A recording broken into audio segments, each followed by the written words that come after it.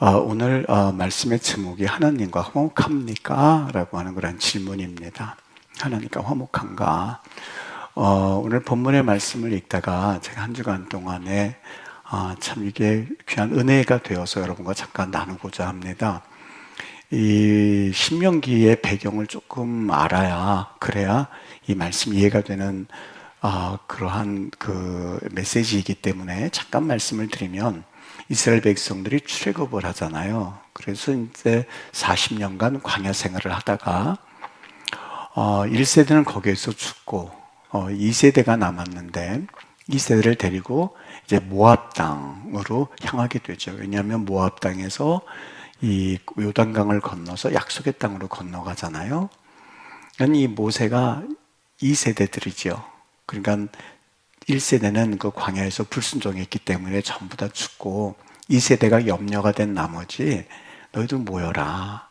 그 약속의 땅에 들어가면 너희들이 어떻게 살아야 되는지, 또 하나님이 우리에게 지금까지 어떤 기적을 베푸셨는지 그거를 모세가 2세대들에게 말을 하는 장면입니다.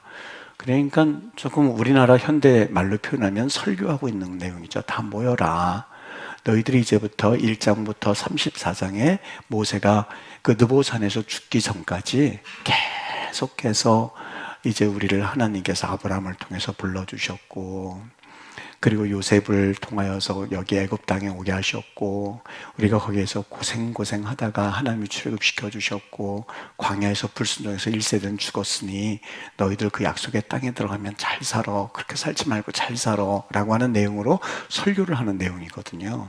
그러니까 27장 우리가 읽은 말씀도 그 설교 내용의 일부분을 발췌한 겁니다. 그런데 그 내용이 뭐냐면, 너희들 그 땅에 들어가면 제단을 쌓아라. 그 제단이라고 하는 것은 지금처럼 이렇게 어떤 성전, 과거에 있었던 성전이 아니라 하나님 앞에 돌을 쌓아가지고 만든 제단입니다. 그러니까 제단이 이렇게 둥그래요. 둥그래서 이렇게 이 돌을 쌓으면 그 위에다가 이제 번제를 놓고 태워서 제사를 드리는 거죠. 하나님이 너희들 그 땅에 들어가면 제사를 드릴 수 있도록 번제단을, 그러니까 단을 쌓아놓아라 라는 얘기예요. 단인데 실제로는 불로 태워서 드리는 거니까 불로 태워서 드리는 번제단을 말하는 거였거든요. 그것까지는 이해가 되는데, 그 다음에 하나님 무슨 명령을 하시냐면, 너희들 쇠 연장을, 돌로 쌓을 때에 쇠 연장을 대지 말아라.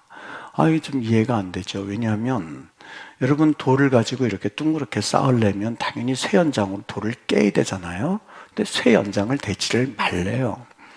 그러면 거기가 그 광야니까 돌을 구하기도 힘들 뿐만이 아니라, 돌을 구한다고 해도 그렇게 잘생기고 예쁜 둥그런 돌이 어디 있습니까? 그러니까 깨야 되는데 그렇게 하지 말래요. 그러니까 그 돌을 찾으려고 그들이 사방팔방 헤매고, 이 돌을 이렇게 받았다 한다 하더라도 그 돌 가운 돌 모양이 이렇게 생겼으면은 이게 삐죽삐죽되니 이걸 쇠 연장을 안 될 수가 없죠. 그래서 이제 그 얘기를 하나 듣고, 두 번째 무슨 명령이냐면, 거기 보면 다듬지 않는 돌을 가지고 해라. 하나님 해도 너무하지. 쇠 연장을 대지 말라고 그러면 돌이 삐쭉 났으면 그걸 이렇게 깨가지고 그러고 나야 이 동그랗게 되지 않습니까? 근데 하나님이 돌을 다듬지도 말래요. 그러니 돌을 찾을 때에 그냥 그 둥근 돌을 찾으려고 얼마나 애를 먹겠어요. 그렇게 해서 단을 쌓으라고 하는 아주 좀 이상한, 그리고 이해가 되지 않는 그런 명령을 하나님이 내리시는 거예요. 여기에서 우리 한 가지 좀 깨닫게 되는 것은, 인위적인 그러한 그 제단을 하나님께서 원하시지 않는구나, 자연스러운 걸 원하시는 걸 하는 거 느낄 수 있는데, 오늘 이 말씀을 읽다가 제가 한 가지 조금 번뜩이는 하나님의 메시지를 들을 수가 있었는데, 그건 뭐라고 그러냐면, 이 다듬지 않은 돌을 가지고 하나님 앞에 번제단을 쌓으라 할 때에 그게 도대체 어떻게 돼 있나 하고 한번 찾아봤는데, 원어에는 그게 뭐라고 돼 있냐면 쉘레모트라고 돼 있습니다. 쉘레모트. 제가 그걸 보고서는 깜짝 놀랐어요. 이 다듬지 않은 돌로 번역했으니 뭐 에벤이란 말을 써서 다듬지 않는 돌 이렇게 쓸 줄 알았더니, 간단하게 한 단어로 다듬지 않은 돌을 쉘레모트 이렇게 적어 놓은 거예요. 여러분, 이 말씀을 들었을 때에 어땠습니까? 금방 여러분이 아는 단어가 여기 있거든요. 쉘레모트. 무슨 단어를 알고 계세요? 쉘레모트 했을 때 무슨 단어가 떠올라요? 여러분들이 아는 단어 무슨 단어 떠올라요? 쉘레모트 그러면 샬롬. 샬렘모트 하니까 샬롬 비슷비슷하잖아요. 대충 비슷하잖아요. 그 어근에서 나온 단어거든요. 그러니까 다듬지 않은 돌의 본래 어근이 뭐냐면 샬롬, 안녕하세요, 평안하십니까? 그 단어를 쓰는 거예요. 아이 그거 발견하니까 그냥 가슴이 막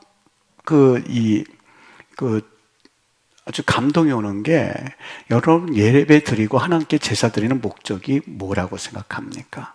뭐라고 생각하세요? 예배 드리는 게 그 목적이 뭡니까? 그거는 하나님께 하나님 안녕하세요, 하나님 저 잘 있어요, 하나님 평안하세요. 그동안 세상에서 하나님과 한 번도 교제하지 않고 있다가 하나님 앞에 나와서 하나님 안녕하셨어요, 제가 그동안 죄 많이 졌지만 하나님과 평화하기를 원합니다는 평화의 그러한 목적이 제사라고 하는 거예요. 그래서 하나님이 그 다음에 여기 7절에 보면 화목제를 드려라 라고 말씀하신 이유가 여기 있어요. 저는 여기에서 한 가지 이런 메시지를 우리에게 하나님이 묻기를 원하시는구나 하는데, 그 메시지는 여러분 하나님과 화목합니까? 라고 하는 질문을 하나님이 드리고 싶어 한다는 것을 알게 되었어요. 여러분 하나님과 화목합니까? 물론 이렇게 질문하면 목사님 당연하지요. 우리가 하나님 앞에 아담과 하와로 인해서 하나님과 원수가 되었지만 하나님이 예수 그리스도를 이 땅에 보내주셔서 원수가 화목할 수 있는 길을 내주신 그러한 하나님이 우리에게 베푸신 선물 때문에 나는 하나님과 화목합니다 라고 말할 수 있어요. 그런데 그 말씀도 맞습니다만 여러분 이게 있어요. 부부래도 다 같은 부부가 아니에요.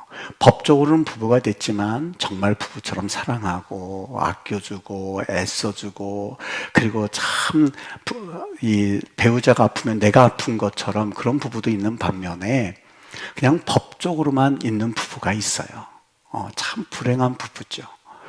여기 여러분 하나님과 화목합니까? 했을 때에 나는 예수님이 이 땅에 오셔서 우리를 화목으로 만드신 그 하나님의 역사 때문에 나는 그걸 믿습니다. 법적으로는 그렇게 이해를 하고 있죠. 그러나 실질적으로는 하나님과 아직 원수된 사람들이 참 많이 있는, 원수된 크리스찬들이 많이 있기에 하나님이 화목합니까? 하는 걸 묻기를 원한다는 거예요. 왜 그런지 아십니까? 로마서 8장 7절에 보면 이렇게 말합니다. 육신의 생각은 하나님과 원수가 되나니, 육신의 생각은 하나님과 원수가 되나니, 이 육신의 생각은 하나님의 법에 굴복하지 아니할 뿐 아니라 할 수도 없다. 즉 우리가 가지고 있는 육신적인 생각들 때문에, 내 자아 때문에 법적으로는 부부인 것 같고 법적으로는 하나님의 자녀인 것 같은데 사실 하나님과 화목하지 못해요. 계속해서 원수처럼 살아가는 거예요. 여러분 왜 육신의 생각이 하나님과 원수가 되는지 여러분 이해가 되십니까? 하나는 분명히 말했거든요. 우리의 마음이 깨끗하고 항상 하나님을 찾으려고 하는 것이 아니라 우리의 생각은 항상 부패해서, 항상 그 부패하고 타락하여 있기 때문에 사실 우리의 육신의 생각은 하나님 생각과 원수가 된다는 거예요. 우리 그런 말 있잖아요. 다른 사람은 다 아는데 자기만 몰라 그러잖아요. 성경에서도 그런 말씀 하신 적이 있어요. 예레미야 17장 9절이요. 만물보다 심히 거짓되고 부패한 것은 마음이라. 누가 능히 이를 알리요? 자기 마음이 부패한 걸 누가 알겠어요? 아무도 몰라요. 자기가 깨끗하다고 생각해요. 내가 옳다고 생각해요. 그래서 저 사람은 저 잘못됐어. 그리고 저 정책은 잘못돼서 항상 판단해. 왠지 아십니까? 내가 부패하고 내가 잘못됐다고 한다면 내가 잘못됐을 거야 이렇게 말하지 않아요. 자기만 몰라요. 누가 능히 이를 알리요? 누가 아는지 아십니까? 내 자신도 몰라요. 하나님은 심장을 살피며 폐부를 시험하고 각각 그 행위와 그의 행실대로 보응은 하니, 하나님은 안다는 거예요. 근데 나만 몰라요. 예수님을 영접했고 법적으로는 부부가 됐다고 해서 여러분 저절로 사랑이 생기는 게 아니거든요. 정원도 돌보지 않으면 그저 그 정원이 망가지기 마련이에요. 욥기서 14장. 누가 깨끗한 것을 더러운 것 가운데서 낼 수 있습니까? 내 마음이 더럽고 내 마음이 추악한데 여기에서 무슨 깨끗한 게 날 수가 있겠습니까? 어느 예전에 할아버지 목사님이 하시던 부흥회 가운데 하시던 말씀이 생각이 나는데요. 예전에는 이 열차가 있었잖아요. 빽빽이 들어찬 운행 열차가 있었는데 지금 저도 어렸을 때만 본 것 같아요. 열차를 타고 가다 보면 그 행상 아저씨들이 물건 팔러 다니면서 뭐 팔고 기억은 안 나는데 이렇게 앉아가지고 사 먹었던 분들이 있었던 것 같아요. 돈이 없어서 못 사 먹긴 했습니다만 이렇게 다니는데요. 거기 누가 앉아 있었냐면 한복을 예쁘게 차려입은 그런 여인이 하얀 버선을 신고 그리고 이 하얀 그 고무신을 신고 아주 예쁘게 차려입고 거기 앉아 있더랍니다. 아마 시골을 내려가는 것 같았어요. 근데 그 행상들이 다니다가 모르고 버선발 거기를 밟았거든요. 그랬더니 예쁘게 차려입은 버선발에 그 신발 자국이 이렇게 난 거죠. 그랬더니 그 예쁘게 얌전하게 화장 곱게 하고 있던 그분이 그 행상 아저씨 보고 이렇게 말하더랍니다. 이게 눈깔이 삐었나? 그러더랍니다. 이게 눈깔이 빠졌나? 그러더래요. 여러분 상상해 보십시오. 아주 지독한 욕설을 막 퍼붓더랍니다. 예쁘게 꽃단장한 분이 버선을 예쁘게 신고서는 그거 발발 봤다고 이게 눈깔이 빠졌나? 그랬을 때에 그게 얼마나 남았으면은 그 노인 목사님이 그걸 가지고 설교를 하시던 게 생각이 나요. 전도서 9장에서요. 모든 사람의 결국은 일반이라.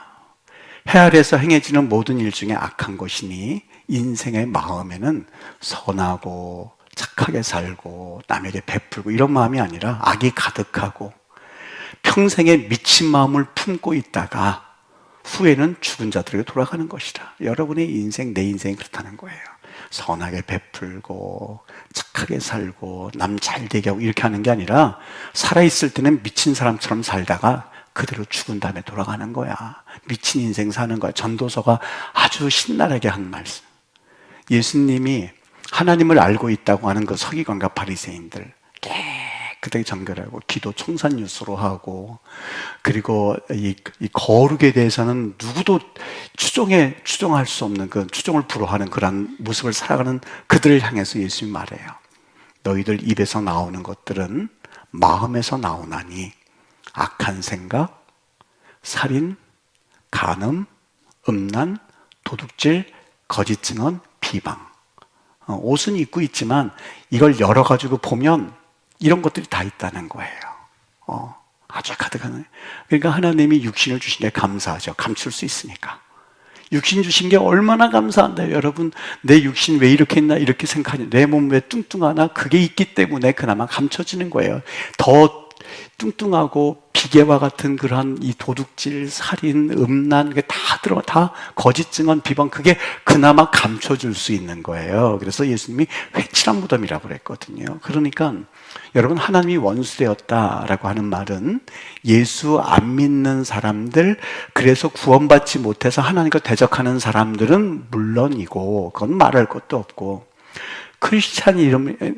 크리스찬이라고 하면서 정욕을 가지고 살고 그리고 욕망을 가지고 살고 온전히 내 마음 하루 종일 생각하는 것이 세상에 속한 것들로 가득 차 있는 그러한 모습들을 일컬어서 하나님과 원수가 되었다고 말하는 거예요. 목사님 정말 충격적입니다. 크리스찬이면서 그런 마음을 품었다는 게요. 여러분 이거는 마치 뭐와 같냐면 배우자가 있으면서 자기 배우자가 있는 상태에서 다른 이성들을 부지런히 쫓고 다니고 있는 사람들과 똑같습니다. 그 하나님이 그렇게 말씀하셨어요. 성경은 하나님과 우리의 관계를요, 남편과 아내의 관계를 통해서 말하거든요. 종종 그렇게 말씀하시거든요. 성경에서 그 호세아 선지자에게 그 말했잖아요. 어느 날 호세아가 총각이었거든요. 얘야 가서 네 아내를 데려와라. 아유 좋아요. 누굴 데려올까요? 고멜. 그래요. 하나님 고멜 저 여자 창녀인데요. 아주 생활이 아주 지저분한데요. 데리고 와. 명령이니 어떻게 해요? 데리고 왔죠. 아내라고 데리고 왔는데 이 여인이 그냥 잘 사는 게 아니라 살다 보니까 이 구정물 생각이 나니까 다시 도망을 간 거예요. 하나님 도망갔어요. 또 데리고 와. 또 데리고 왔어요. 하나님 어떻게 할까요? 같이 데리고 살아. 살다 보니까 또 도망을 간 거예요.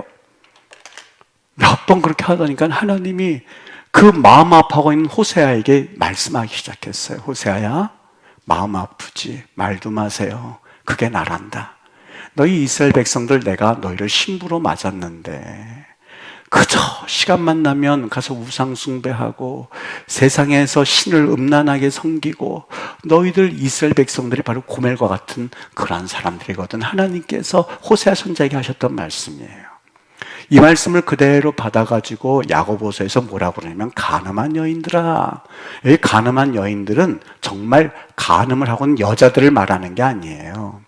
그 당시 초대교인들, 하나님을 잘 섬기고 있다고 하는 크리스천들을 향해서 너희들 가늠한 여인들, 고멜과 같은 여인들이야. 왜요?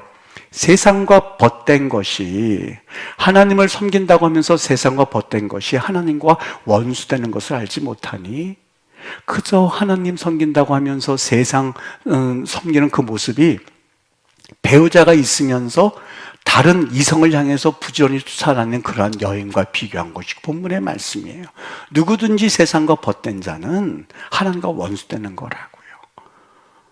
그러니까 그 하나님과 원수된 사람들의 정의를 말하려고 한다면 그 예수님을 믿는다고 하면서 그저 내 생각 가지고 살아가고 있고 육신의 생각 가지고 있고 욕망이 가득 차고 자기 생각으로 가득 차고 그것이 하나님과 원수가 된다는 거예요. 여러분 이게 잘 구분되는지 아십니까? 아니요. 그 구분 절대 못해요. 우리의 능력으로는 구분이 안 돼요. 생각해 보세요. 나는 나 가족 위해서 열심히 살아 누가 보면 아주 훌륭한 가장 같죠.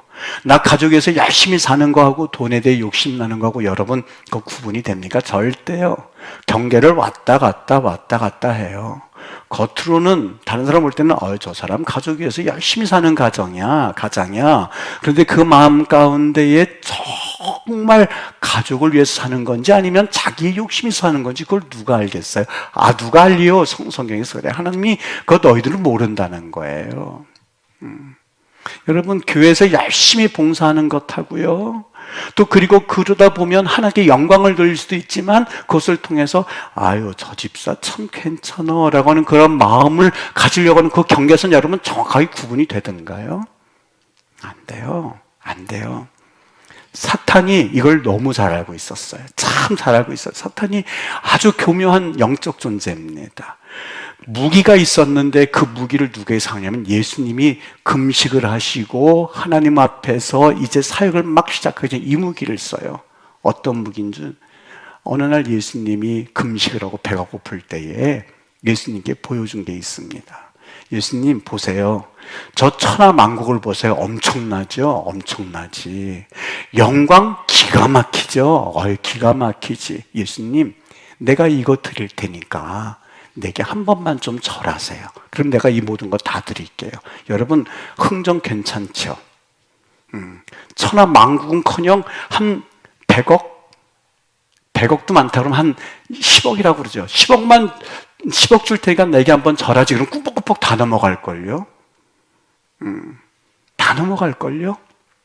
괜찮잖아요. 천하만국과 영광 이걸 이 경품으로 내걸고 예수님 나한테 한 번만 절하세요.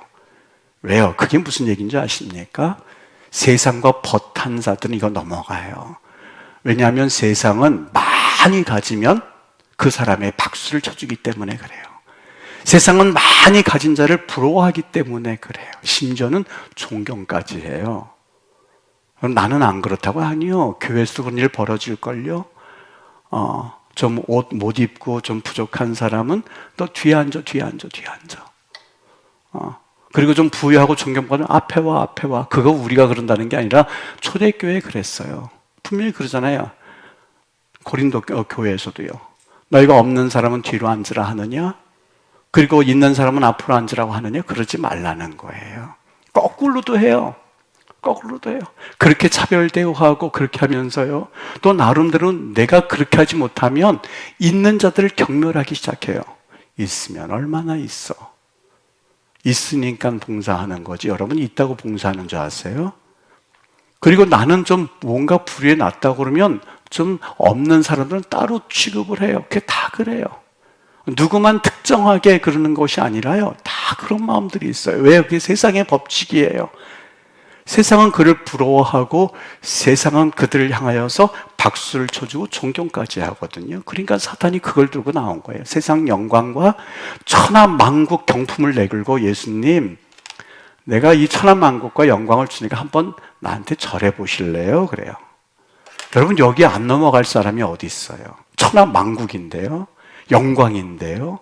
한 자리도 아니고 천하만국 영광인데요. 다 넘어갔죠. 근데 예수님께서요, 여기에 대해서 뭐라고 하셨을까? 여러분, 나는 왜 기도에 응답받지 못하지요? 흔히들 얘기합니다. 왠지 아십니까? 천하만국과 영광을 걸고 나오는 그들을 향하여서 그것에 대해서 이미 익숙한 그들을 향해서 예수님이 뭐라고 그러세요? 너희는 일용할 양식을 위해서 구하라 그래요. 일용할 양식을 위해서 구하라. 제자들에게 하신 말씀이에요.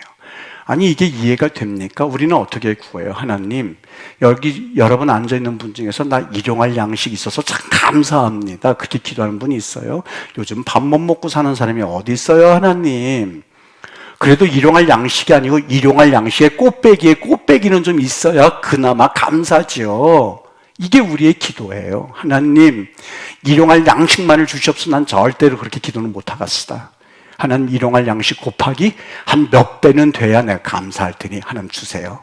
하나님, 내게 그런 걸 주세요라고 기도해요. 그러니 하나님이 뭐라고 그러세요? 하나님, 왜 기도 응답하시지 않습니까? 하는 이들을 향해서 너희가 구하여도 받지 못하는 것은 정욕으로 쓰려고 잘못 구하기 때문이다. 그러니까 안 주시는 거예요. 언제 일용할 양식을 달라고 기도했어요? 그건 이미 차고 넘쳤는데 그것보다 더한 걸 구했죠. 왜 하나님이 기도에 응답하시지 않느냐고요? 하나님이 능력이 없어서가 아니에요. 너와 나 사이에 있는 죄악 때문에 하나님이 응답을 하시지 않는 거예요. 응답하시지 않게끔 느끼는 거예요. 하나님이 이미 응답하셨어요. 어떤 사람들은 말해요. 아니, 왜 응답하시지 않습니까? 여러분, 하나님이 들으셨다는 것 자체가 응답이에요. 아버지, 나 자전거 사주세요. 들었어요. 그럼 그 응답이에요.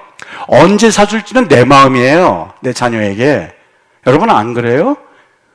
자녀가 아버지 내일 사주세요. 그건 네가 요구한 거고 난 들었어. 그런데 내가 내일 사줄지 내일 모레 사줄지 한 달에 사줄지는 그건 내 마음이에요.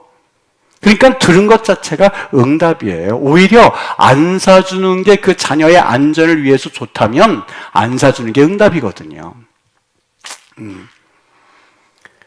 우리가 비행기 타러 가면 이 검색대를 통과해야 됩니다. 근데 검색대에 뭐가 있으면 삑삑 소리가 나죠. 통과 절대 안 됩니다. 하나님 앞에 기도의 응답을 통과하지 못하는 이유는 자꾸 삑삑 소리가 나기 때문에 그래요. 정욕을 위해서 구하고 하나님 앞에서 일용할 양식을 주옵소서. 그 말은 없어서도 구하지만 너무 많기 때문에 하나님을 모른다 할까? 하나님, 내게 더 많이 주지 마세요. 일용할 양식만을 주세요라고 하는 기도인데 우리는 아무런 생각 없이 마치 앵무새가 삐약삐약 하면서 그냥 얘기하는 것처럼 일용할 양식을 주소서, 일용할 양식을 주소서 그렇게 기도할 뿐이에요. 사탄이 구한 거예요. 너희 이 천하만국과 영광을 줄게 하는 그 사단 앞에 예수님이 하신 말씀이 있어요. 제자들을 향해서 너희들 여행을 할 때에 지팡이 외에는 양식이나 배낭이나 전대의 돈이나 아무것도 가지지 말아라. 사탄은 전체 영광과 천하만국이었는데 예수님은 가지지 말래요. 금 한 돈, 30만 원 넘는 금 한 돈을 우리가 몇 배나 되는 1000배, 2000배나 되는 것을 구하고 있으면서 예수님은 구하지 말라는 거거든요. 그게 예수님께서 천하만국을 경품으로 걸고 온 그 마귀 앞에서 제자들에게 하신 말씀이었었어요. 천하만국 드릴게요 라고 하는 이 사탄 앞에서 예수님께서는 제자들 향해서 여우도 자기 굴이 있고 공중의 새도 거처가 있지만 인자는 머리 둘 곳이 없거든 이라고 하셨던 예수님이었었어요. 어떻습니까? 예수님은 사실 그 영혼이 소유와 욕망으로부터 완전히 자유하신 분이구나 하는 것을 느끼시지 않습니까? 더 많은 품삯 받기 위해서 주인의 아들까지 죽이고 있는 그 포도원의 소작인들을 비롯해서, 그 다음에 곡간을 헐고 더 크게 지어서 더 막 곡식과 쌓아둘 곳이 있다고 하는 그런 어리석은 부자를 보면서 예수님께서 이 어리석은 자여라고 말하는 그 예수님의 모습을 여러분 보시지 않습니까? 여러분, 그것뿐만이 아니에요. 이 사탄이요, 인간의 욕망이 얼마나 강한지 그걸 무기 삼은 그러한 교활한 녀석이거든요. 이번에는 그게 실패하니까 예수님께 와서는요, 하나님 아들이거든 뛰어내리세요. 왜 그러냐? 왜 뛰어내리라고 그래? 그러면요, 천사가 당신의 발을 받들어서 돌에 부딪히지 않을 거예요. 사람들이 환호할 거예요. 박수할 거예요.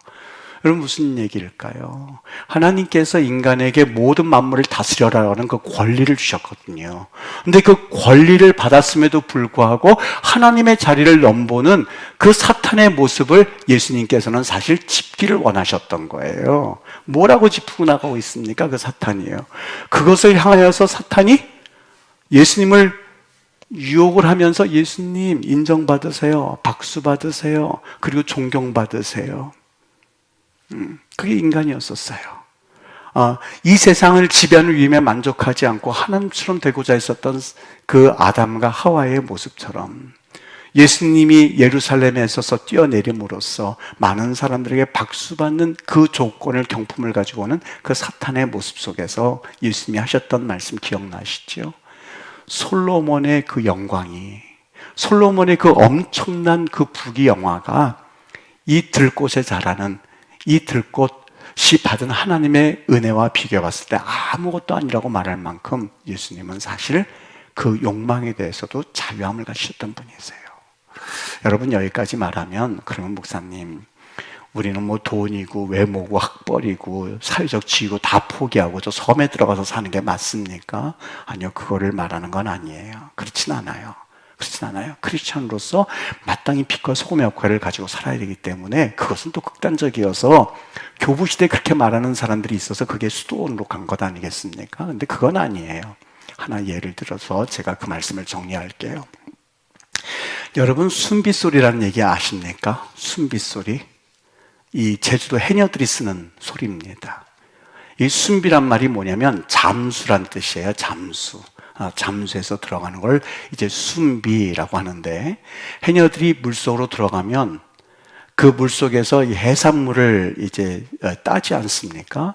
근데 그거를 이제 이 순비라고 하는데, 따다가 숨이 막히면 더 이상 견디질 못하고 이 물속으로, 물 바깥으로 나오는 거예요. 나오면 어떻게 해요?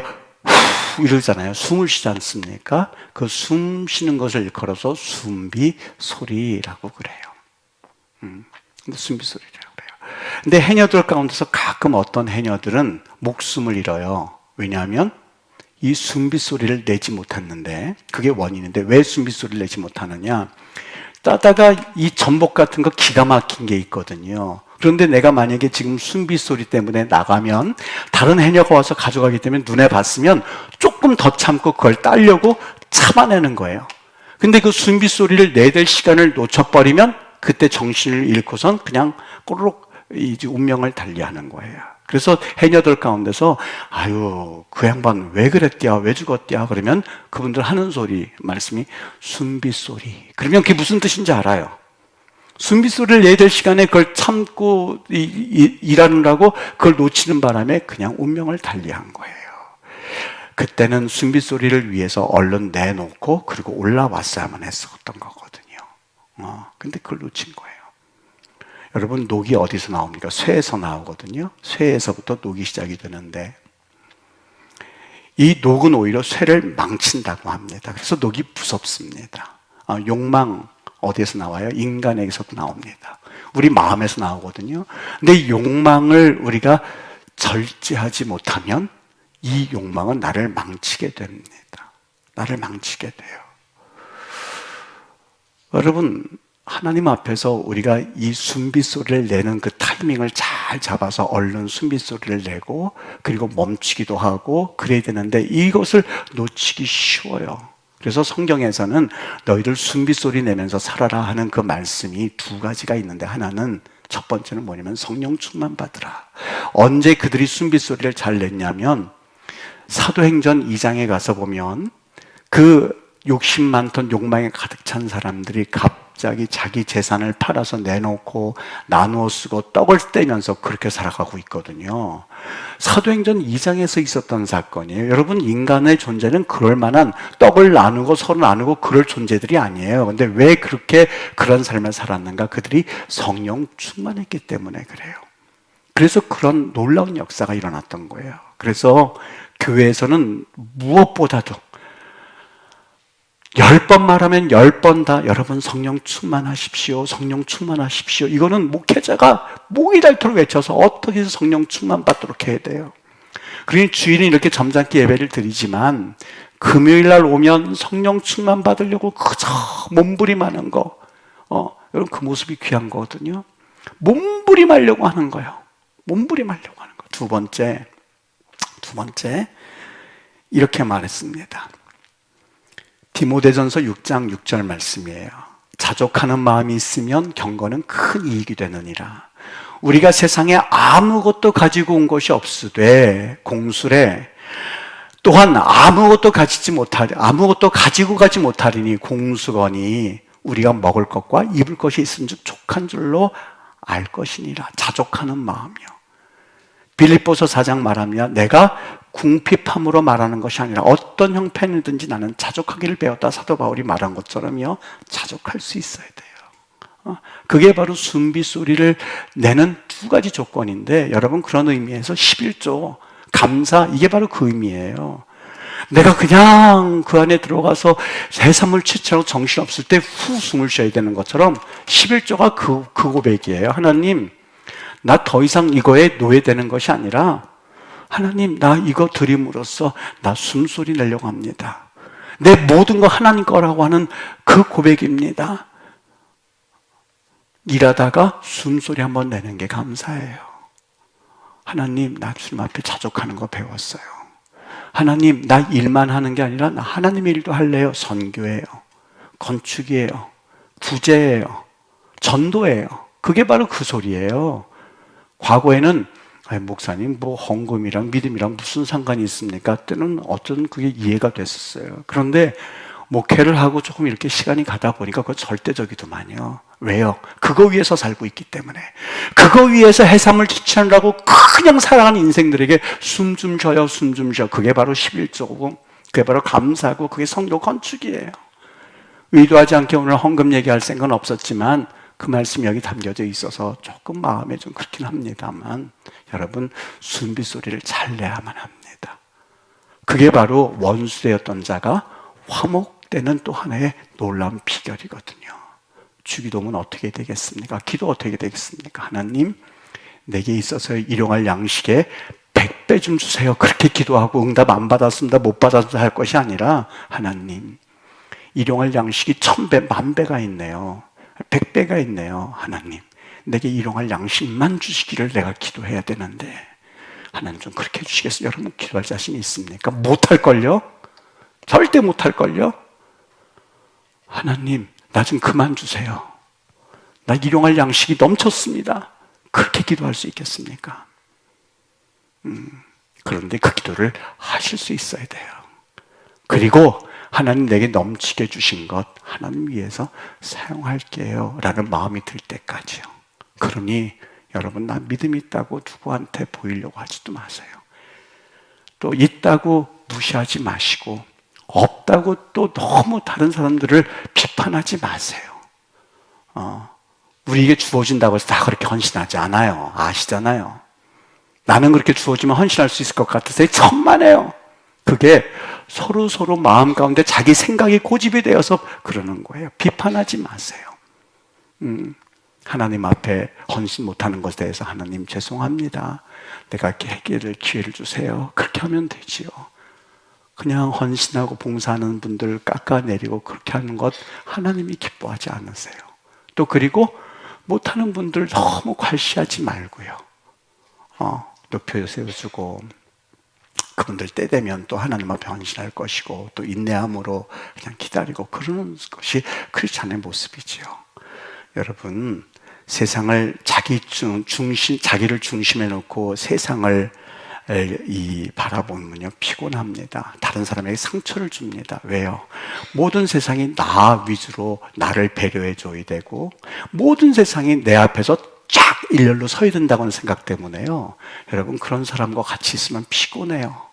영적으로 민감해 보십시오. 같이 있고 싶지 않아요. 그런데 반대로요, 세상이 중심이 아니라, 내가 중심이 아니라 주님을 중심 모셔들고 살면은요, 겸손이 있죠. 향기가 있죠. 자꾸 같이 있고 싶어지죠. 이야기하고 싶어지죠. 친구 관계도 마찬가지일걸요. 사업하는 친구들만 같이 있으면 어떻게 살겠습니까? 내 약점도 말하고, 때문에 개인적인 사정도 얘기하고, 그래야 그 친구가 진정한 친구지요. 오늘 주님의 은혜 가운데 여러분, 하나님과 화목합니까? 라고 하는 질문 앞에 나는 과연 화목한지, 아니면 예수님과 등을 지고 사는지, 그저 내 육신의 생각 때문에 내 육신의 고집을 이루려고, 그리고 내 자아 성취를 위하여서 그저 하나님 좀 주세요 할 것이 아니라, 하나님, 내가 어떻게 살면 하나님이 기뻐하실까요? 내가 어떻게 살아야 하나님이 참 소중한 나를 구원하신 그 하나님이 참 기뻐하실까요? 라고 그분을 기쁘게 듣는 삶을 사세요. 그걸 비판하지 마세요. 하나님 앞에 그렇게 살 때에 우리 하나님이 우리를 참 자녀 삼은 화목한 존재로 붙잡아 주실 줄 믿습니다. 그런 은혜로 여러분이 하나님과 깊은 교제 가운데 한 주간도 살아가게 되기를 주님의 이름으로 축복합니다.